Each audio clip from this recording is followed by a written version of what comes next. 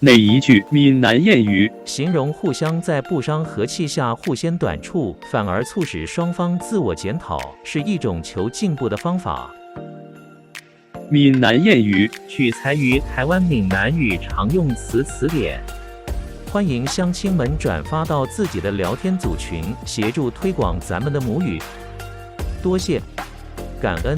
闽南谚语互相闹开求进步。形容互相在不伤和气下互先短处，反而促使双方自我检讨，是一种求进步的方法。谢谢您的观赏，希望您会喜欢我为您制作的影片，请支持我，点击 subscribe， 然后再单击小铃铛，请点击下面观看同一系列的影片。